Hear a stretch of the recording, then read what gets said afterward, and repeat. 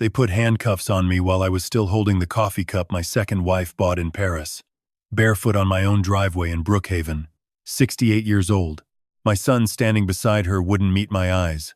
And standing there in that Atlanta humidity, shaking from something that wasn't really cold, I realized they had no idea they'd just activated exactly what I'd been waiting for. My name is Michael Gerard. I was never supposed to be anyone interesting. For 31 years, I built systems for the United States Treasury that tracked dirty money through fake charities, offshore gambling, shipping company shells, and the kind of financial networks that destroy countries quietly. I was good at it because I understood one thing most people never learn. Criminals aren't careless with details, they're careless with assumptions. They assume the systems watching them are dumber than they are. They assume power lies with authority. They assume the quiet people in rooms aren't calculating. I learned differently. I moved to Atlanta in 2019, after my first marriage ended. My first wife, Patricia, died slowly from cancer, and watching her go taught me something about time that I've never forgotten. It teaches you that wasting it is obscene. So I sold my house in Virginia and bought something in Brookhaven that was too large for one person. The real estate agent, her name was Simone, and she wore her ambition like a visible heartbeat, told me the house was perfect for entertaining. She was wrong. It was perfect for disappearing into. Stone, glass, and privacy. Everything I told myself I wanted. Celeste came into my life through that house, not as a person but as a solution to what Simone had diagnosed as wasted potential. She was 52, still beautiful in the way that expensive maintenance can manufacture, and she had a precision about her that felt like rest. She wore the same perfume for 6 months at a time. Her jewelry never tangled. Her sentences completed themselves without hesitation. I convinced myself that was love. We married 13 years into my quiet Atlanta life. My son Nolan came along in the narrative much later, though of course he'd been alive the entire time, existing in a previous chapter of my life I'd tried not to think about. He was 39 when Celeste and I married. Sharp-looking in the way of men who rent confidence from expensive tailors. He'd moved back to Atlanta from Chicago, claiming his investment firm was restructuring, which was corporate language for failing. He showed up at our Brookhaven address most weekends, and Celeste treated him like a project, something to organize and improve. I paid for most things: his mortgage, his consulting fees when the firm dried up, his therapist after his second marriage split apart. I told myself that was generosity. I was wrong about that. Then came my birthday dinner. Celeste rented a violinist. Catered seafood arrived at 6 p.m. in temperature-controlled boxes. Real champagne from somewhere I pretended to remember. Nolan gave a speech about legacy. Everyone applauded. And when the room quieted, Celeste leaned close enough that only I could hear her voice drop below the ambient noise. "You should be grateful, Michael," she whispered. "Most men your age are forgotten. At least we still make you useful." I looked at her hand resting on mine. Her wedding ring threw small diamonds in the chandelier light. No one around me heard what she'd said, but Nolan, 2 seats away, pretending to listen to a speech he'd written, wasn't watching the speeches. He was watching my study door. That was the first crack. The second came at 1:40 the morning. I woke because hallway light bled under my study door. Gold, thin, deliberate. No one entered that room. I'd trained myself to maintain that boundary, and Celeste had learned to respect it. The study held my personal servers, encrypted keys, estate documents, and the kind of digital infrastructure I'd built to make sure that what happened to me wouldn't be random. I walked down the hall without slippers. The hardwood floor was cold enough to shock my nervous system awake, and I remember that cold very specifically, because I'd be grateful for the clarity it gave me. Inside, I saw Nolan at my desk. My desk. His knee jumped so hard when I entered that he kicked the drawer. Celeste recovered first, the way guilty people do with rehearsed softness. "We were preparing your surprise," she said, moving toward me with a practiced laugh. "A foundation in your name, veterans housing." Nolan was just helping with the paperwork. Nolan lifted a folder too fast. "Tax exemption forms. Dad, it's complex." His thumb was covering the top right corner where dates should have been visible. Celeste's perfume was overwhelming, that too-strong cloud she wore specifically when she wanted to cover cigarette smoke. And behind them both, my encrypted hardware key sat displaced by exactly 2 millimeters. 2 millimeters. To most people, that's nothing. To someone who spent decades reading crime scenes, reading encryption, reading the spaces between what people say and what they actually do, 2 millimeters is a confession. Nothing moves itself. Not keys, not people, not money. I placed my hand over my heart and gave them the only thing criminals ever want: belief that they'd succeeded. "That's very kind," I said quietly. "I'll pretend I didn't see anything." Celeste breathed out. Nolan laughed too loud. I went back to bed and did not sleep for a single second. I lay in the dark, listening to my house settle around me, understanding that I'd just walked into a room someone else had prepared, and the question wasn't how to survive it. It was how to make sure I walked out and they didn't. By morning, I understood the rule that had saved me more times than anger ever could. Never confront a thief before you know where he plans to run. So I became someone new. Not who I actually was, but who they needed me to be. Forgetful, aging, slow, harmless. I complained about my knees at breakfast. Asked Nolan to explain simple banking concepts while he smirked across the table. Let Celeste pat my shoulder like I was a dog that had learned not to bark. I watched them, and I calculated, and I didn't sleep much. The first piece of evidence appeared 4 days later.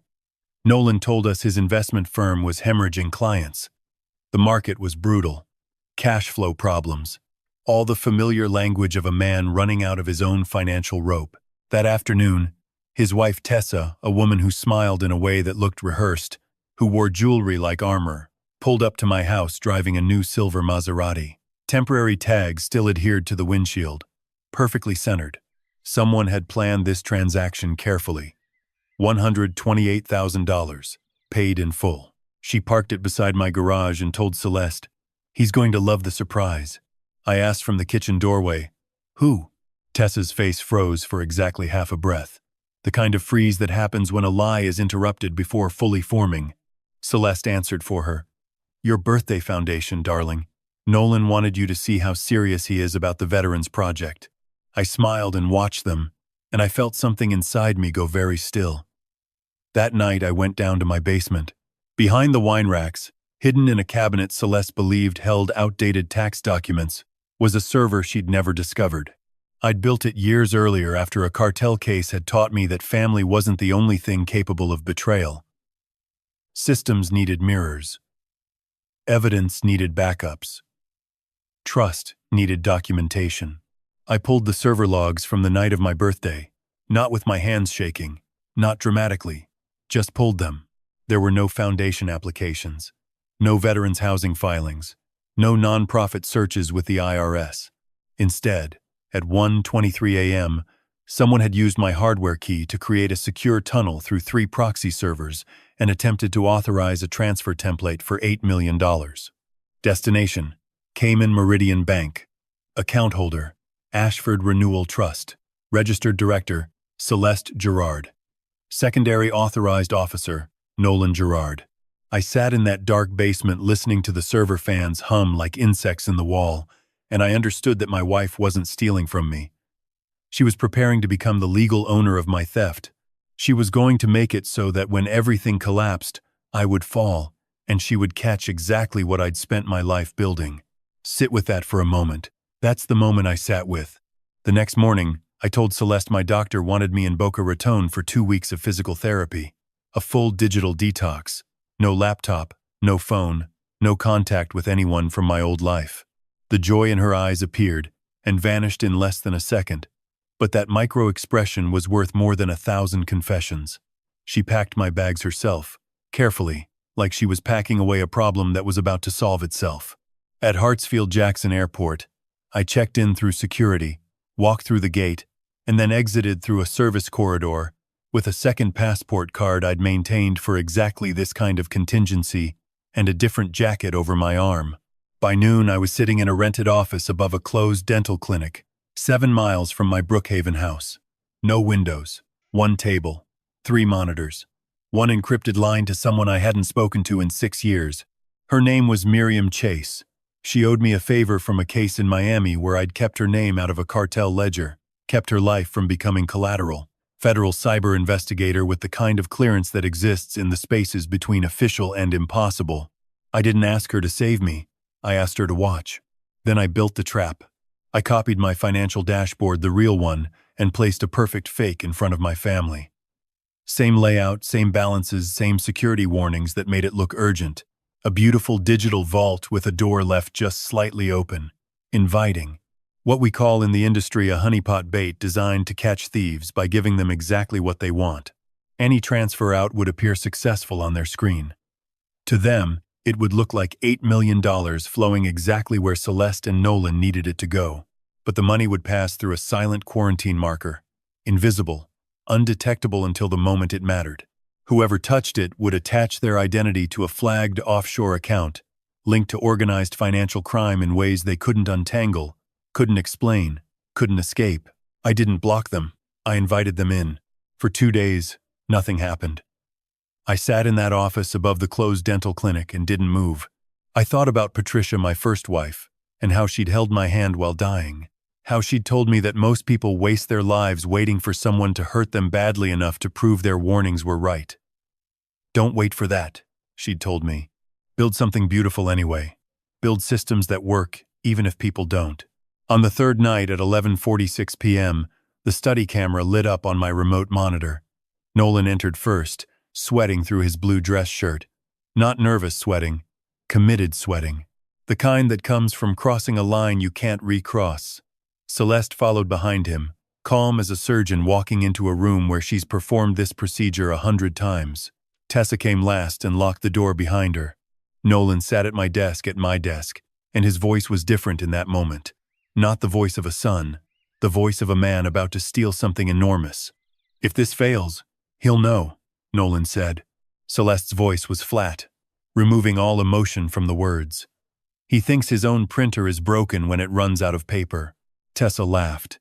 Then they opened my laptop, entered the stolen key, found the beautiful fake vault I'd prepared for them. Nolan whispered, "There it is. 8 million. He clicked. The transfer bar crawled across the screen, moment by moment, second by second. Celeste held her breath. When the screen turned green, she actually smiled, not relief, not excitement, but victory. The expression of someone who believed they'd finally escaped a trap they'd been struggling against their entire marriage. Then Tessa pulled a burner phone from her coat pocket. An old phone. Expensive people do not carry cheap phones unless that cheap phone carries something expensive. She dialed a number she'd memorized. The call connected on speaker. A man's voice came through. Rough, familiar in a way that made my spine tighten the moment I heard it. "Is Mercer finished?" the voice asked. Celeste answered. The money moved. The trail points to his device, his key, his house. He won't know what happened until the federal agents explain it to him. The man chuckled. Good. Then call it in before sunrise. I want federal agents dragging him out while the neighborhood watches. I want his wife crying on camera. I want his son explaining to the police why his father is a criminal. I knew that voice. Anton Varick. 5 years earlier, I'd helped Treasury dismantle his wire fraud network cryptocurrency schemes, ghost companies, phantom accounts in 17 countries. He was deported after sentencing, but before leaving the courtroom, he looked directly at me and said, "Old men die alone. I'm going to make sure you understand what that means." I dismissed it as the kind of threat that everyone makes, the kind that people forget about after 6 months. He hadn't forgotten. The call continued. Tessa asked, "What about Nolan?" Anton laughed. A real laugh, not forced. "Your husband served his purpose. When the secondary filings surface, when the auditors start asking questions, he can explain his own signatures. He can explain to federal prosecutors why his name is on every document. He helped you steal from the man who fed his entire existence." Nolan looked up. His voice cracked. "What does that mean?" Celeste touched his shoulder. "Stay focused, Nolan. It means stay focused." And that was the moment, that tiny moment where my son understood he wasn't just betraying me. He was being betrayed inside his own betrayal. For 1 second, some tired father inside me wanted to warn him, wanted to tell him to run, wanted to believe that saving him might save us both. Then Nolan said, "As long as Dad goes down, I don't care what happens after." That father went quiet. At 12:18 a.m., Celeste made the call to the federal tip line using the burner phone. She cried the way people cry when they believe they've suffered enormously, not the cry of someone guilty, the cry of someone who believes they've finally succeeded in being a victim. My husband is laundering money, she told them. I found offshore transfers, gambling accounts, $8 million moving through shell corporations. I'm terrified he'll hurt us if he knows I found out. I don't know what he's capable of. She gave them my address, my study location, my hardware key. Then she added the knife that would have been perfect if it had landed on an ordinary man. He used to work for Treasury. He knows exactly how to hide everything. He knows how to move money so it can't be traced. He knows every trick. She was right about that. I do. I uploaded the entire evidence package, video, audio, network logs, transfer records, everything directly to Miriam's secure server before Celeste hung up the phone. By the time she put the burner phone back in her purse, the entire plot was documented with such precision that there would be no confusion, no misunderstandings, no possibility of any other interpretation. Then I drove home through the Atlanta night. Not because I was brave.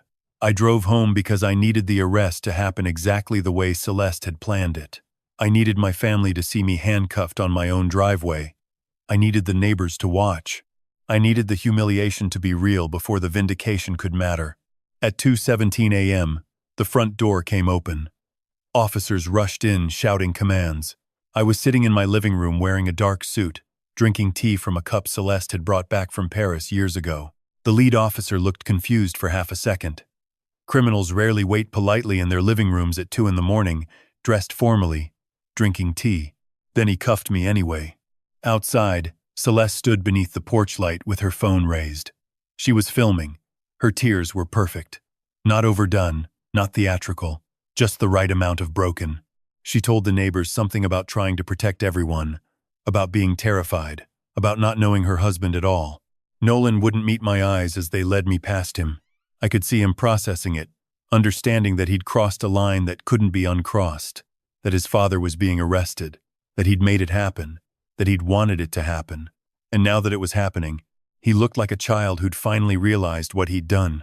At the federal building downtown, Detective Rowan treated me like I was a monster in a retirement body. He didn't yell. He was past that. He dropped a folder on the table and listed the charges. Federal money laundering, wire fraud, conspiracy, operating an offshore gambling syndicate, tax evasion. He showed me my IP address, my digital key, my study computer, my signature on documents I'd never seen before, forged with precision. I listened quietly. Then I said, "Detective, open the sealed federal attachment under my name in the database." He smirked. "You think your old government job scares me?" "No," I said. "I think your career will." He typed. He read. I watched his face change the way faces change when someone realizes they've just arrested the wrong person. Not in a small way, in a catastrophic way.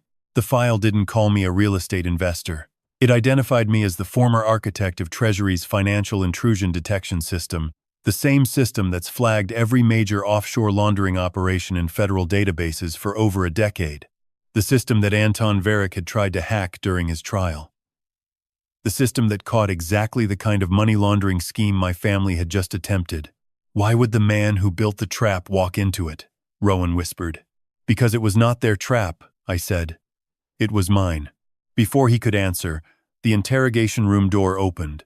Miriam Chase entered with 2 federal agents and a tablet. She didn't greet me. She placed the tablet on the table and pressed play. My study appeared on screen. Celeste's voice filled that room. The trail points to his device, his key, his house. Nolan on screen, clicking the transfer, watching the money move. Tessa laughing about my arrest.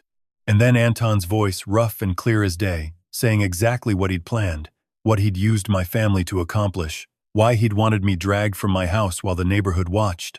Rowan slowly removed his glasses. There was a moment where he seemed to be calculating how badly he'd miscalculated. "They used my department to frame you," he said. "Yes," I said. "But they made one final mistake." Miriam swiped to the next file. She showed him the video from outside my house at 4:02 a.m. Early morning darkness, but clear enough. Celeste had gone live on social media with 3 news crews. She was claiming she'd exposed her corrupt husband and was filing an emergency injunction to seize the offshore account for victims of his crimes. She wore a plain gray sweater, no jewelry, no makeup, just tears, and the appearance of a woman whose world had shattered. She looked holy. She sounded destroyed. And 15 minutes later, documented with metadata, with timestamps, with perfect precision, she signed a court filing. In that filing, Celeste swore under penalty of perjury that her foundation had legal authority over the seized Cayman account. Nolan co-signed as financial director. Tessa notarized the emergency documents. They thought they were pulling the money closer. They were putting their fingerprints directly on the bomb. To seize the account, Miriam explained to Rowan, she had to claim legal authority. She had to testify under oath. She had to put her name on federal paperwork. At 6:31 a.m., Anton tried to move the $8 million from the Cayman account into 3 smaller accounts: Nassau, Macau, Zurich. The silent quarantine marker activated. The money vanished from his screen and appeared in a federal escrow vault, flagged, documented, trapped. At the same exact moment, every sworn document Celeste had filed attached her, Nolan, and Tessa to a sanctioned laundering network. "Now we can arrest them," Miriam said. "I asked for one thing. Let me watch from the lobby." They brought Celeste in first. She entered wearing sunglasses, surrounded by 2 lawyers, still believing she was the victim of the morning news cycle. Then she saw me. I was standing beside Detective Rowan, free, waiting. Her mouth opened. No sound came out. "Good morning, Celeste," I said. One federal agent stepped behind her and read her rights. Wire fraud, conspiracy, obstruction, perjury, laundering funds for a designated criminal enterprise. Her lawyer started talking, but Miriam handed him the warrant, and everything he was about to say became irrelevant. Nolan arrived 10 minutes later, angry and loud, demanding to know why his father was standing around free. When the agents turned him around and cuffed him, he looked at me like a child, like he was 9 years old again, running through our yard with muddy shoes, asking me to watch him jump. "Dad," he said, "I didn't know about Anton." I believed that part. I believed that he didn't know Anton Varick was orchestrating this, that he thought this was his own plan, his own theft, his own escape. I believed it with the kind of certainty that comes from reading people for 3 decades. But I didn't believe it enough to save him. "You knew about me," I said. "That's enough." Tessa tried to cooperate. She gave up Anton's Nassau location before breakfast. She provided bank accounts, names, dates. She did everything the authorities asked. It didn't save her assets. It didn't save her marriage. It didn't save her reputation. The government took the Maserati, the house, the accounts, every diamond she'd posted on social media before the world changed. Anton was arrested 48 hours later, stepping off a private dock in Nassau with a passport under another name and an offshore account he couldn't explain to anyone, couldn't prove was legitimate, couldn't defend against the federal system he'd tried to weaponize. 6 months of legal proceedings followed. Sentencing came on a Thursday. Celeste received 18 years. She didn't cry this time. She looked at me once, and her expression was pure calculation, still trying to read me, still trying to understand how I'd managed this, what I'd done wrong or right to deserve whatever this meant. Anton received 24 years. He didn't look at me at all. Nolan received 9 years after accepting a plea agreement, admitting he'd forged access documents and helped stage the transfer. The judge seemed disappointed that it was so straightforward. He wanted Nolan to be more culpable.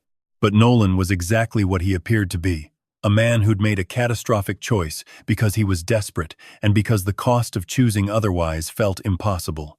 Maybe that's the tragedy of this entire story. That betrayal isn't always about evil. Sometimes it's just about weakness and desperation, and the moment when someone you love looks right through you and asks for the thing they know will destroy you both. I sold the Brookhaven house 6 months after sentencing. Too many echoes in those halls. Too many expensive rooms built around people who'd mistaken my silence for powerlessness. The $8 million returned to my accounts. But that wasn't what came back to me. What came back was peace. I live now in a smaller place, closer to the mountains, in a town outside Atlanta where the morning air smells like pine and rain and nobody smiles at me while reaching for a knife. Some nights I still think of Nolan as he was a boy running through grass with muddy shoes, shouting for me to watch him jump. I watched. I watched for decades. Maybe that was the tragedy. I watched too long. And because I watched, I became invisible. Because I became invisible, I became useful. And because I became useful, I became expendable. Here's what this story taught me. And I need you to sit with this. Betrayal teaches you one clean lesson that cuts through everything else. Love can forgive weakness, but it must never finance cruelty. Never. The moment you realize that someone is using your kindness as a hiding place, that's not the moment to rage. That's the moment to think clearly, to document meticulously, to wait with patience. Because the calmest person in the room is not always powerless. Sometimes he's just waiting for the evidence to finish loading. If you've ever been in a room where someone looked right through you, where your contributions were acknowledged but not valued, where your presence was tolerated but not wanted, if you felt that specific cold of being taken for granted by someone you loved, that's the moment this story's about. That's when you need to remember that invisibility can be protection and patience can be power. I want you to do something specific today. Not tomorrow. Today. Write down one time someone underestimated you. Write down what you did with that moment. Did you let it diminish you? Or did you use it? Because that answer matters. That answer is everything. If this story kept you watching, if it made you think about the people closest to you, about trust, about the cost of betrayal, and the price of vindication, I need you to do something. Comment down below and tell me, are you more afraid of betrayal or more afraid of being invisible? Because those two fears are connected, and understanding that connection might change how you move through the people in your life. Tell me in the comments what city you're watching from right now. What time is it there? Because I'm grateful for your time. I'm grateful you watched this story all the way through. That matters to me, more than you might understand. Please subscribe. There are stories I still need to tell, and I want you to hear them. This is a fictional story inspired by real emotional experiences, fully rewritten and reimagined in Atlanta to create original content. Any resemblance to real people or events is coincidental.